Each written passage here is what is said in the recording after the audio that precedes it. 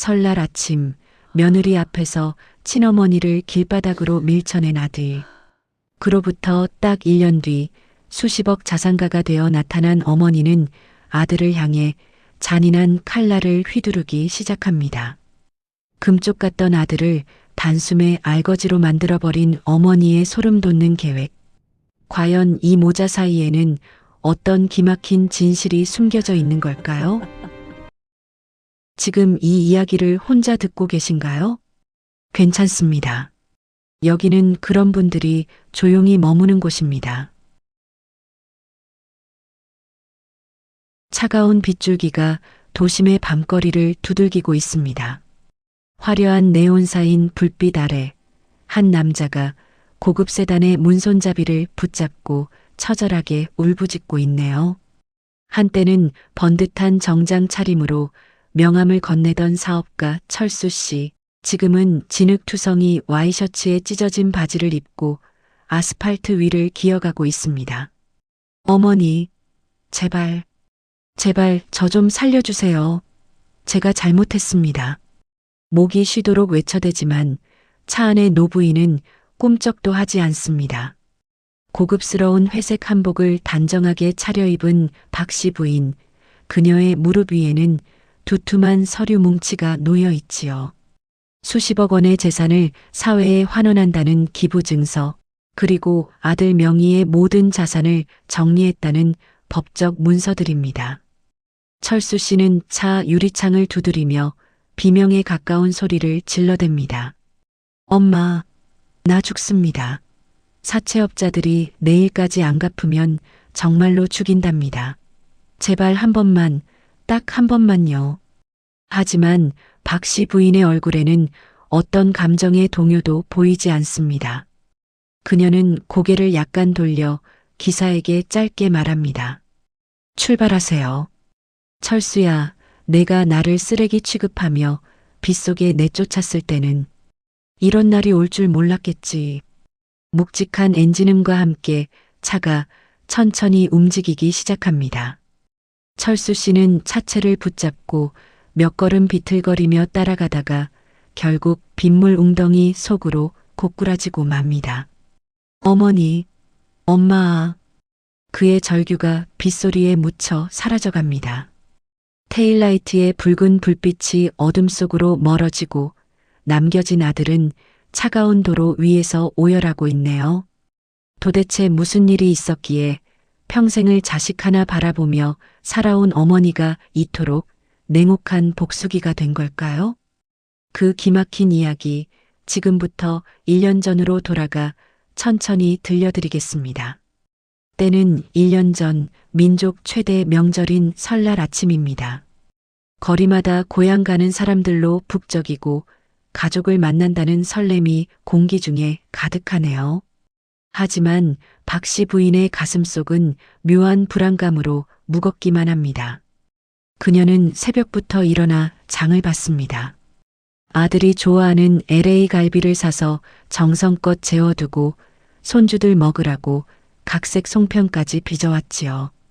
보따리 2개가 꽉 차서 팔이 저릴 지경이지만 손주들 얼굴 볼 생각에 입가엔 미소가 번집니다.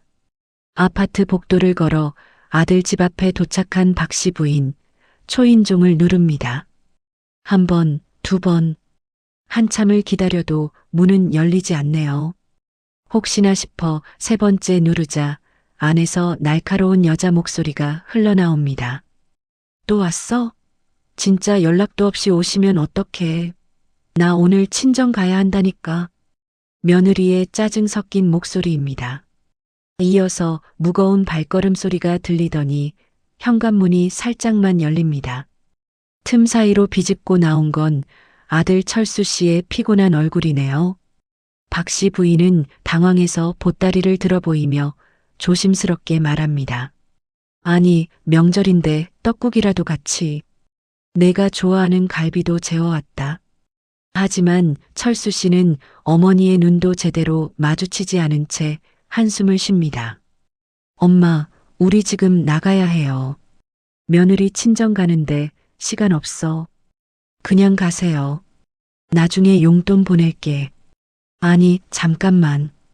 떡국이라도. 에휴, 엄마. 전화 좀 하고 와요. 네. 우리도 바쁘다니까. 쾅! 문이 닫혔습니다. 박 씨 부인은 한참 동안 그 냉랭한 철문을 멍하니 바라봅니다. 복도 저편에서는 다른 집 가족들의 웃음소리가 들려오고 그 소리가 그녀의 가슴을 더욱 후벼 파네요. 그래, 내가 짐이었구나. 평생 내 등골을 뺏어 키운 자식한테 나는 이제 전화 한 통 먼저 걸어야 하는 불청객이 된 거야. 박 씨 부인의 눈가에 눈물이 맺힙니다. 하지만 그녀는 꾹 참고 고개를 들어 천장을 바라봅니다. 눈물이 흘러내리면 안 된다는 듯이요.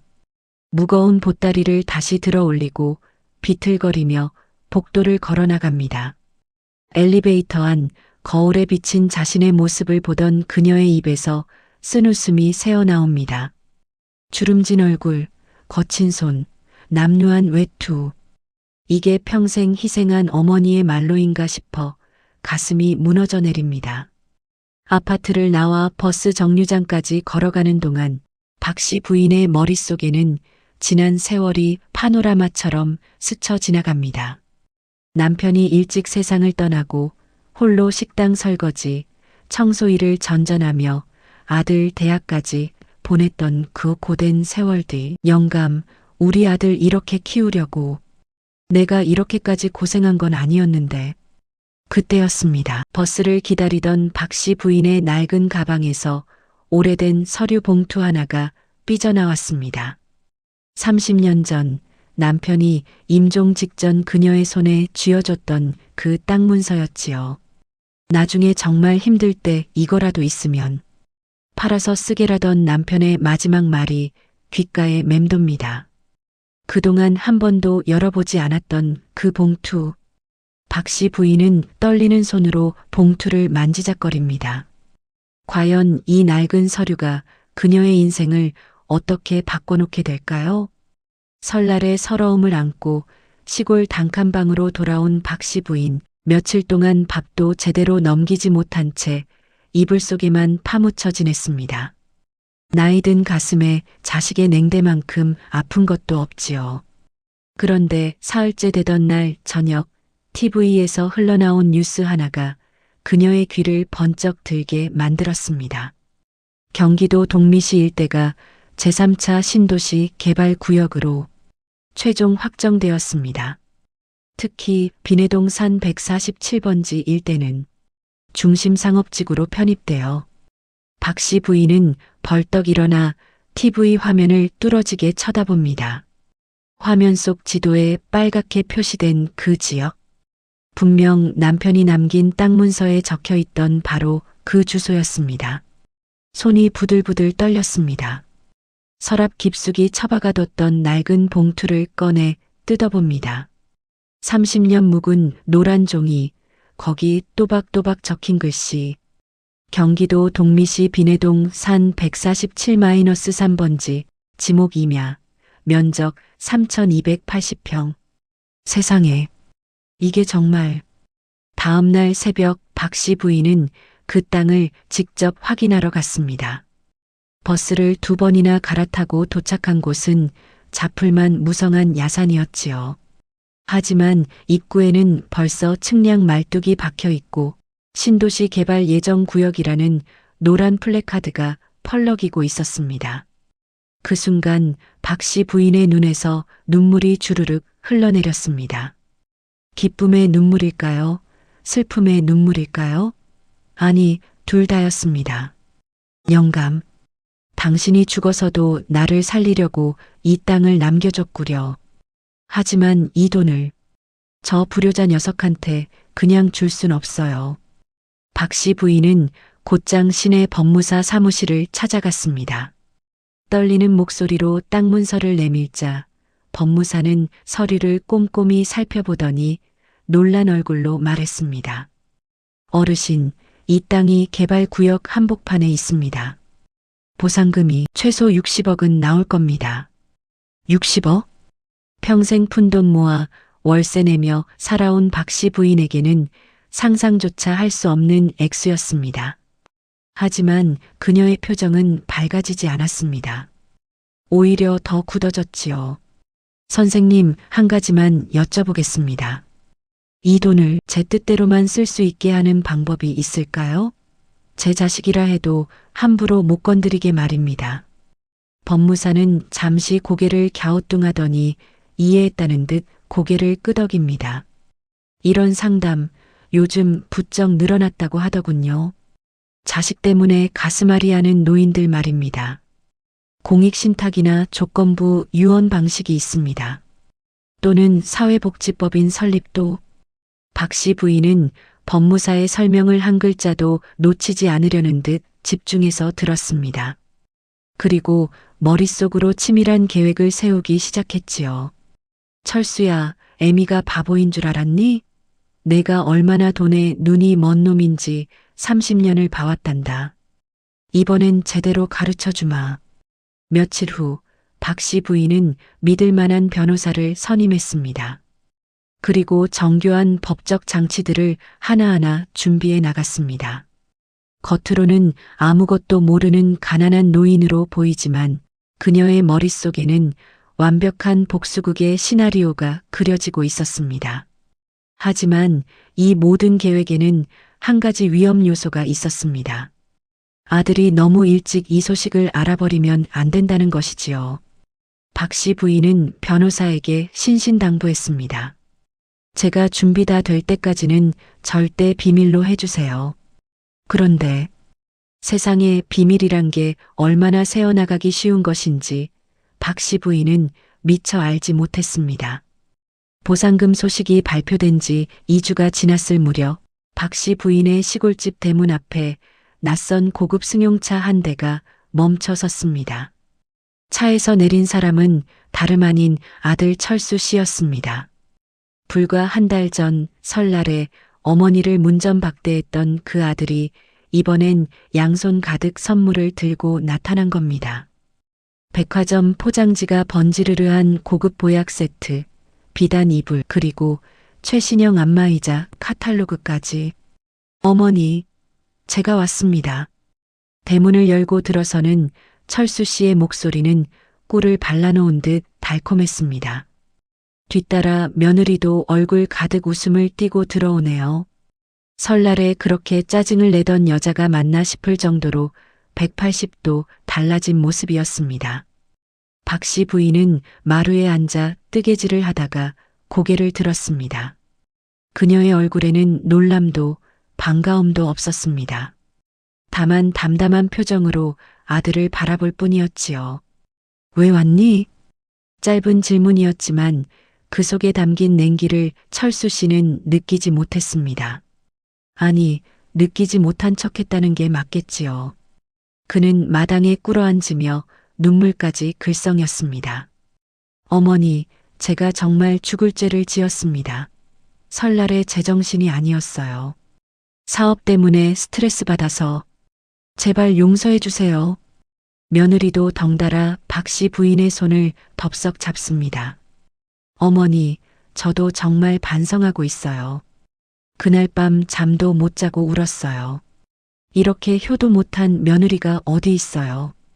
박 씨 부인은 속으로 피식 웃음이 나왔습니다. 호호, 연기 하나는 기가 막히게 하는구나. 땅 소식 들었다는 걸 내가 모를 줄 알았니?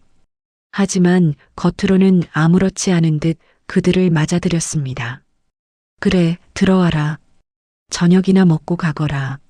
철수 씨의 얼굴이 환해졌습니다. 일단 어머니가 자기를 받아준 것만으로도 절반은 성공한 셈이니까요. 그날 저녁 며느리가 정성껏 차린 저녁상 앞에서 철수 씨는 슬슬 본론을 꺼냈습니다. 어머니, 그 비내동 땅 말이에요. 제가 알아보니까 보상금이 꽤 나온다더라고요. 그런가 보구나. 박 씨 부인의 대답은 무덤덤했습니다. 철수 씨는 젓가락질을 멈추고 더 적극적으로 나섰습니다. 어머니 연세도 있으시고 그런 큰돈 관리하시기 힘드시잖아요. 제가 전문가 소개받아서 제대로 불려드릴게요. 요즘 부동산 투자하면 1년에 20%씩 수익이. 내가 관리해 주겠다는 거냐? 네. 어머니, 저 이제 정신 차렸어요. 예전처럼 사업 망해서 날리고 그러지 않습니다. 이번엔 정말 확실한 거예요. 박 씨 부인은 밥을 한 숟가락 더 뜬 뒤 천천히 입을 열었습니다. 그래, 알았다. 생각 좀 해보마. 어머니. 철수 씨는 감격한 듯 어머니의 손을 덥석 잡았습니다. 며느리도 옆에서 박 씨 부인의 어깨를 주무르며 연신 감사하다는 말을 늘어놓았지요. 철수야, 내가 바보처럼 보이니? 내 속셈이 뻔히 보이는데 말이다. 좋아, 연극을 좋아하는구나. 그럼 애미도 한번 연극을 해보마. 그날 밤 철수 씨 부부는 어머니 방을 나와 차에 타자마자 표정이 싹 바뀌었습니다. 며느리가 입을 열었습니다. 여보, 생각보다 쉽네? 노인네가 워낙 세상 물정 모르니까. 그러게. 이번엔 확실하게 인감도장까지 받아야 해. 60억이면 우리 평생 놀고 먹을 돈이야. 근데 전부 받을 수 있을까? 혹시 나중에 어머니가 마음 바꾸시면. 철수 씨는 핸들을 잡은 채 비릿한 미소를 지었습니다. 그러니까 빨리 서류 처리해야지. 일단 증여받는 걸로 해서 명예 넘기면 끝이야. 나중에 뭐라고 하셔도 소용없어. 과연 박 씨 부인이 준비한 복수의 덫은 어떤 모습일까요? 그리고 이 탐욕스러운 부부에게는 과연 어떤 운명이 기다리고 있을까요? 그로부터 2주가 지났습니다. 철수 씨는 매일같이 어머니를 찾아가며 온갖 감언이설로 설득했지요. 그런데 이상한 일이 벌어지기 시작했습니다. 함께 다니던 며느리의 태도가 묘하게 달라진 겁니다. 어느 날 저녁 철수 씨가 집에 돌아오자 며느리가 거실 소파에 앉아 있었습니다. 평소와 다른 냉랭한 분위기. 테이블 위에는 서류 봉투 하나가 놓여 있었지요. 여보, 이게 뭐야? 며느리는 담배를 한 모금 빨고는 서류를 철수 씨 앞으로 밀었습니다. 이혼 동의서였습니다. 뭐야 이게. 장난해? 장난 아니야. 나 이혼할래. 철수 씨는 믿을 수 없다는 표정으로 아내를 바라봤습니다. 무슨 소리야? 지금 어머니한테서 돈 받으려고 하는 중이잖아. 며느리는 비웃음을 지었습니다. 그러게.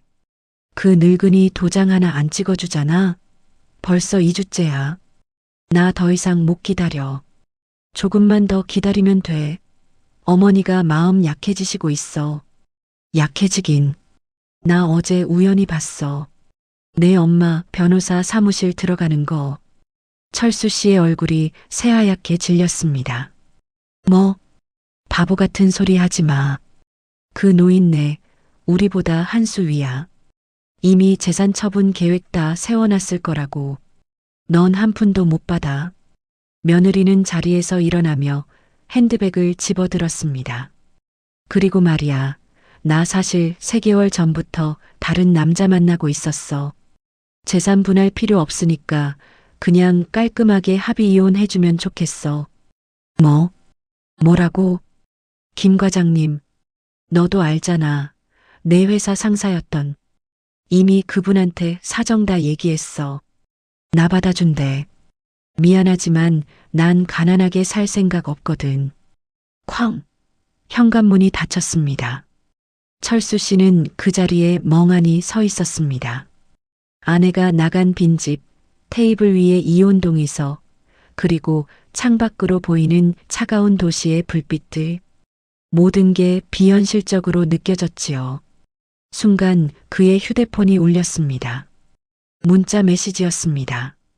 철수 씨, 김 대표입니다. 내일 오전 10시까지 사무실로 나오세요. 투자금 회수건으로 긴급 미팅 있습니다. 불참 시 법적 조치 진행합니다. 사채업자였습니다. 사업 자금으로 빌린 3억 원, 이자만 벌써 1년 넘게 밀린 상태였지요. 철수 씨는 그제야 정신이 번쩍 들었습니다. 아내는 떠났고 빚쟁이들은 목을 조여오고 어머니는 이미 모든 걸 꿰뚫어보고 있었던 겁니다. 어머니만이 내 마지막 희망이야.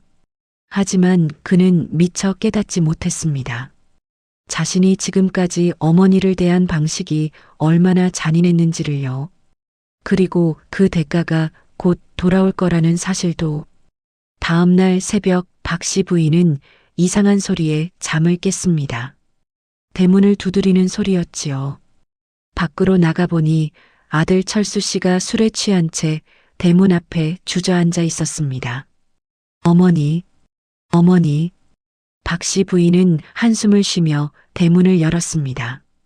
철수 씨는 비틀거리며 안으로 들어와 마룻바닥에 주저앉더니 목 놓아 울기 시작했습니다. 이번엔 연기가 아니었습니다. 진짜 눈물이었지요. 엄마, 나 끝났어요. 아내가 날 버렸어. 사채업자들은 내일까지 돈 안 갚으면 죽이겠다고 해. 나 이제 어떡하면 좋아요. 박 씨 부인은 묵묵히 아들을 내려다봤습니다. 그녀의 가슴 한편이 찢어지는 것 같았지만 표정은 굳게 닫혀 있었지요. 그래서 나한테 온 거니? 돈 달라고? 엄마, 미안해요. 정말 미안해요. 철수 씨는 바닥에 이마를 찌우며 울었습니다. 그러다 문득 고개를 들더니 떨리는 목소리로 말했습니다. 엄마, 사실은요. 제가 그날 설날에 엄마 쫓아낸 거 다 거짓말이었어요. 사실 그날 엄마 오시는 거 너무 반가웠어요. 손주들도 할머니 보고 싶어 했고, 근데 마누라가. 철수 씨는 주먹으로 바닥을 쳤습니다. 마누라가 그랬어요. 엄마 들어오시면 자기 친정 안 간다고, 이혼하겠다고. 저는 겁이 났어요. 또 혼자 남겨질까봐. 아버지 돌아가시고 엄마가 얼마나 힘들어 하셨는지 아는데 저도 그렇게 되기 싫었어요. 박 씨 부인의 얼굴에 미세한 균열이 생겼습니다. 그래서 선택한 게 날 버리는 거였냐? 미안해요. 정말 미안해요. 저도 그날 밤 엄마 빈손으로 돌려보내고 얼마나 울었는지 몰라요. 손주들이 할머니 어디 갔냐고 물어볼 때마다 가슴이 찢어지는 것 같았어요. 철수 씨는 주머니에서 낡은 사진 한 장을 꺼냈습니다. 어린 시절 아버지와 어머니 그리고 꼬마였던 자신이 함께 찍은 가족 사진이었지요. 엄마, 저 기억나요? 아버지 돌아가시던 날 제 손 꼭 잡으시면서 뭐라고 하셨는지. 철수야, 우리 둘이서 힘내자.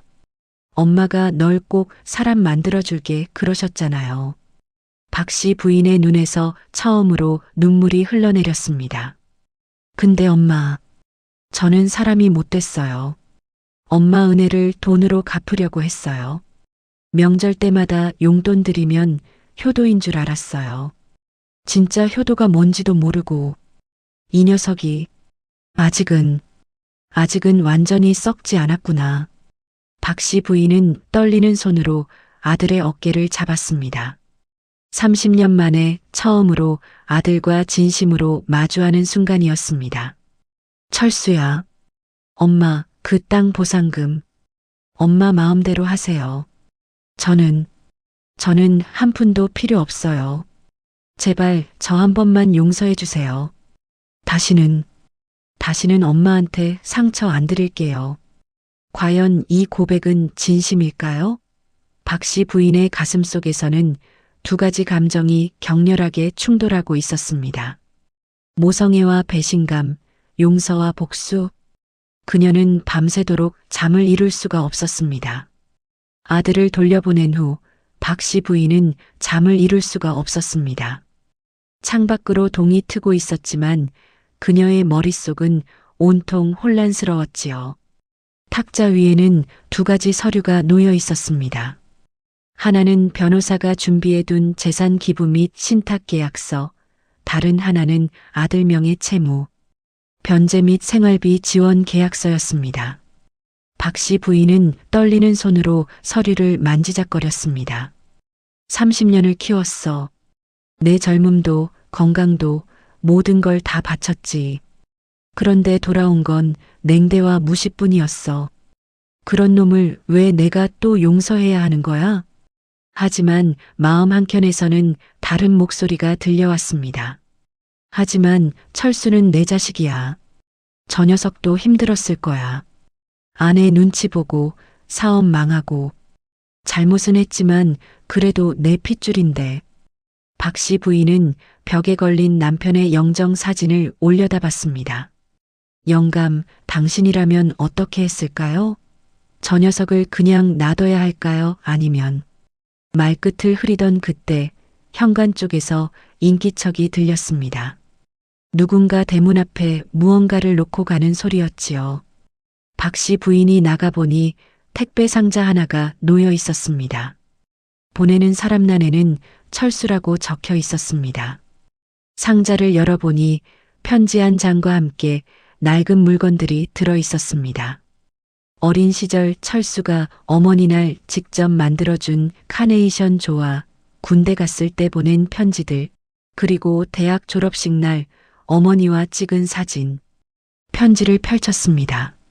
엄마, 어젯밤 집에 돌아와서 이 물건들을 다시 꺼내봤어요.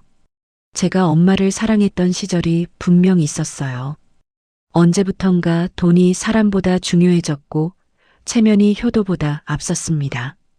엄마, 저를 용서하라고는 하지 않겠어요. 다만 제가 완전히 나쁜 놈만은 아니었다는 걸 기억해 주세요. 그 땅 보상금, 엄마 마음대로 하세요. 저는 이제 제 힘으로 다시 시작할게요. 죄송합니다. 그리고 사랑합니다. 마이너스 불효자 철수 올림. 박 씨 부인의 손에서 편지가 떨어졌습니다. 그녀는 그대로 주저앉아 오열했습니다. 30년 동안 쌓였던 모든 감정이 터져나왔지요. 철수야, 이 엄마가 너무 매정했니? 내가 힘들 때 옆에 있어주지 못한 내 잘못도 있는 건 아닐까? 바로 그때 휴대폰이 울렸습니다. 변호사에게서 온 연락이었습니다. 어르신, 내일이 토지 보상금 최종 수령일입니다. 서류에 도장만 찍으시면 모든 게 마무리됩니다. 준비하신 대로 진행할까요? 박 씨 부인은 전화를 받고도 한참 동안 대답을 하지 못했습니다. 복수할까, 용서할까? 그 선택의 기로에서 그녀는 밤새도록 고민했습니다.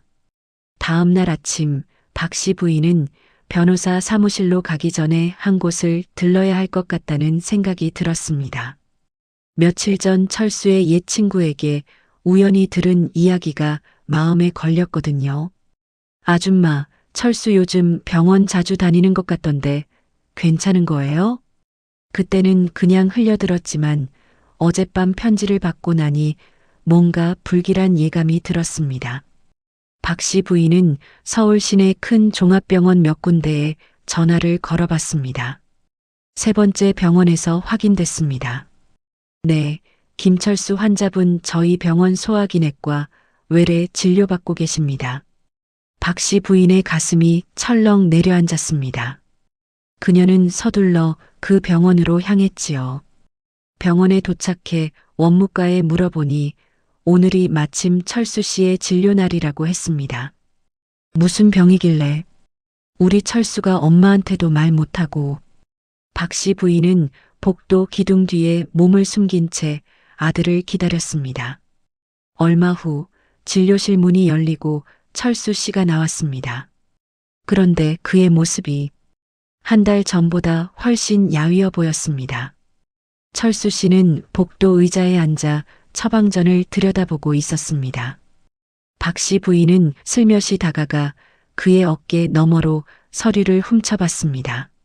만성 위축성 위염, 십이지장 궤양, 스트레스성 과민성 대장증후군. 병명들이 빼곡했습니다. 그리고 하단에 적힌 의사의 소결란에는 이렇게 써 있었습니다. 극심한 스트레스와 영양 불균형으로 인한 소화기계 전반의 악화, 조속한 입원 치료 권고, 방치 시 위암 등 중증 질환으로 발전 가능성 높음. 박 씨 부인은 그 자리에서 다리에 힘이 풀렸습니다. 우리 철수가 이렇게까지 힘들었구나. 철수 씨는 처방전을 주머니에 넣고는 한숨을 깊게 쉬었습니다. 그러더니 핸드폰을 꺼내 누군가에게 문자를 보냈습니다. 박 씨 부인의 핸드폰이 진동했습니다. 엄마, 저 이제 정말 괜찮아요. 걱정하지 마세요. 제 힘으로 다시 일어설게요. 엄마는 그냥 편하게 사세요. 사랑합니다. 박 씨 부인의 눈에서 눈물이 주르륵 흘러내렸습니다. 철수 씨는 자리에서 일어나 수납 창구로 걸어갔습니다. 박 씨 부인은 멀찍이 서 그 뒷모습을 지켜봤지요. 환자분, 오늘 진료비 18만 원입니다. 카드로 할게요. 철수 씨가 카드를 건넸지만 기계에서 승인 거절 소리가 났습니다. 죄송한데 다른 카드 있으세요? 아, 잠시만요. 철수 씨는 지갑을 뒤졌지만 다른 카드는 없었습니다. 그는 난처한 표정으로 주머니를 뒤적이더니 현금을 꺼냈습니다. 1,000원짜리와 5,000원짜리 지폐들이 구겨져 나왔지요. 전부 합쳐서 12만 원밖에 없네요. 나머지는 다음에 내도 될까요? 그건 규정상 어려운데요. 박 씨 부인은 더 이상 참을 수 없었습니다. 그녀는 기둥 뒤에서 걸어 나와 수납 창구로 다가갔습니다. 제가 낼게요. 어머니? 철수 씨는 깜짝 놀라 뒤를 돌아봤습니다. 박 씨 부인은 지갑에서 현금을 꺼내 창구에 내밀었습니다. 어머니, 왜 여기? 제가 보낸 문자 보셨어요? 저 괜찮다니까요. 박 씨 부인은 아들의 손을 꽉 잡았습니다. 떨리는 목소리로 말했습니다. 철수야, 엄마가 미안하다. 내가 이렇게 아픈데. 엄마는 복수 생각만 하고 있었어. 어머니, 무슨 말씀을. 그 땅 보상금 말이다. 내 치료비부터 쓰자. 입원도 하고 제대로 된 치료 받아야지. 철수 씨는 고개를 저었습니다. 안 돼요, 어머니. 그건 어머니 돈이에요. 저는 괜찮아요, 정말. 괜찮긴 뭐가 괜찮아. 의사 선생님이 입원하래잖아. 박 씨 부인의 목소리가 커졌습니다. 주변 사람들이 쳐다봤지만 그녀는 개의치 않았습니다. 철수야, 엄마가 그동안 너무 모질었다. 내가 힘들 때 옆에 있어줬어야 하는데.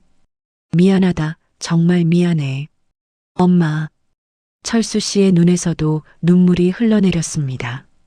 두 사람은 병원 복도 한가운데서 껴안고 울었습니다. 30년 만에 처음으로 진심으로 마주한 모자의 눈물이었지요. 그날 박 씨 부인은 변호사에게 전화를 걸었습니다. 변호사님, 그 서류 다 찢어주세요. 저 다시 쓸 겁니다. 6개월이 흘렀습니다. 계절은 어느덧 가을에서 겨울로 접어들고 있었습니다. 서울 외곽의 아담한 아파트 거실, 따뜻한 온기가 가득한 공간에 온 가족이 모여 앉아 있네요. 할머니, 이 갈비찜 진짜 맛있어요. 그치? 할머니가 너희 아빠 어릴 때부터 해주던 건데 이제야 제대로 해먹이네. 박 씨 부인은 환한 미소를 지으며 손주들의 밥그릇에 반찬을 덜어줍니다. 예전과는 달리 주름진 얼굴에 생기가 돌고 옷차림도 말끔하니 단정하네요. 철수 씨는 건강이 많이 회복된 얼굴로 주방에서 찌개를 날라왔습니다. 3개월간의 입원 치료와 요양 끝에 이제는 웬만큼 일상생활이 가능해졌지요. 어머니, 제가 오늘 좋은 소식 있어요. 응? 무슨 소식인데? 제가 작은 회사에 취직했어요. 격리 사원자리인데 월급은 적지만 성실하게 다니면 정규직 전환도 가능하대요. 박 씨 부인의 눈이 반짝였습니다. 그래, 우리 철수 이제 정말 새 출발하는구나. 네, 어머니. 이번엔 욕심 안 부리고 제 분수에 맞게 살 거예요. 그리고 철수 씨는 어머니의 손을 꼭 잡았습니다. 어머니 덕분입니다. 그때 어머니가 저 포기했다면 전 진짜 끝이었을 거예요.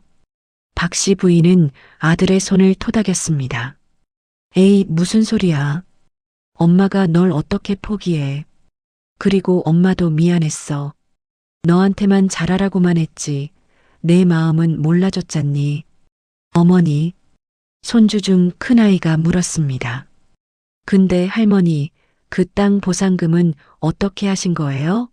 아빠 병원비 쓰고 나면 얼마 안 남았을 것 같은데. 박 씨 부인은 빙그레 웃으며 손주의 머리를 쓰다듬었습니다.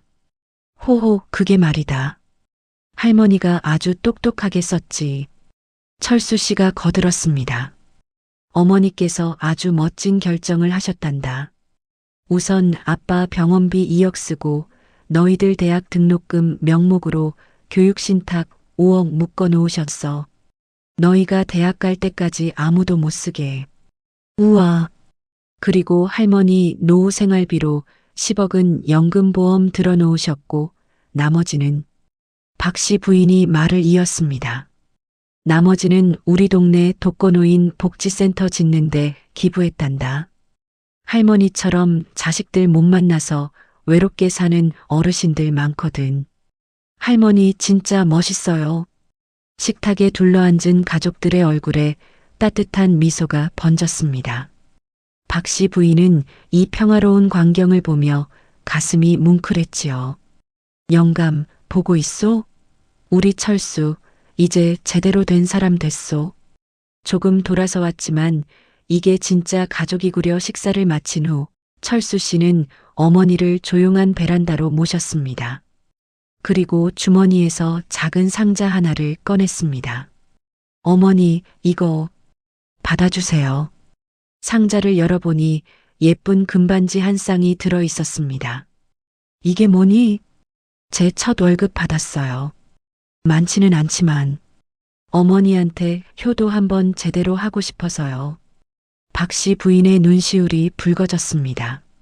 얘야, 이런 거 안 사도 되는데. 아니에요, 어머니. 평생 저 키우느라 고생하신 건데 이 정도는 해야죠. 그리고 철수 씨는 어머니를 똑바로 바라보며 말했습니다. 어머니, 이제 저희랑 같이 사세요. 시골 단칸방에 혼자 계시면 안 돼요. 여기 방 하나 비워뒀어요. 어머니 방이에요. 하지만 어머니가 안 계시면 우리 가족 완성이 안 돼요. 제발이요. 손주들도 할머니랑 같이 살고 싶대요. 박 씨 부인은 고개를 끄덕이며 눈물을 닦았습니다. 그래. 그럼 같이 살자. 우리 이제 진짜 가족처럼 살자꾸나. 그날 밤 박 씨 부인은 새로 마련된 자기 방에 누워 천장을 바라봤습니다. 복수를 선택했다면 어떻게 됐을까요? 아마도 아들은 빚에 쪼들려 거리를 헤맸을 것이고 그녀 자신도 돈은 많지만 외롭고 공허한 노년을 보냈겠지요. 하지만 용서를 선택했기에 진짜 가족을 되찾았습니다. 사람 대접은 돈이 아니라 마음으로 받는 거라고. 이제 알겠니, 철수야. 따뜻한 햇살이 거실을 비춥니다. 박 씨 부인이 창가에 서서 바깥 풍경을 바라보고 있네요. 자식 때문에 가슴앓이하는 대한민국의 수많은 부모님들, 혹시 이 이야기가 낯설지 않으신가요? 평생을 바쳐 키운 자식에게 외면당하고 돈으로만 효도를 재는 세태 속에서 상처받으신 분들이 많으실 겁니다. 하지만 기억하세요. 복수는 일시적인 만족을 줄지 몰라도 용서는 평생의 평화를 가져다 줍니다. 돈은 언젠가 사라지지만 가족의 사랑은 영원히 남습니다. 자식을 포기하지 마세요. 하지만 자존감도 잃지 마세요. 당신은 존중받을 자격이 있습니다. 당신의 희생은 값진 것입니다. 그리고 언젠가 진심은 통하게 되어 있습니다. 박 씨 부인처럼 여러분도 진짜 행복을 되찾으시길 바랍니다. 세상에서 가장 강한 건 미움이 아니라 사랑입니다. 그리고 부모의 사랑은 그 무엇보다 위대합니다. 오늘의 비밀일기는 여기까지입니다. 당신의 마음 한구석에 묻어둔 이야기도 언제든 이곳에 들려주세요. 우리는 모두 누군가에게는 소중한 첫사랑이었고 단 하나뿐인 주인공이니까요. 여러분의 소중한 사연을 댓글로 남겨주시면 우리 동네 비밀일기가 대신 읽어드립니다. 오늘도 평안한 밤 되세요.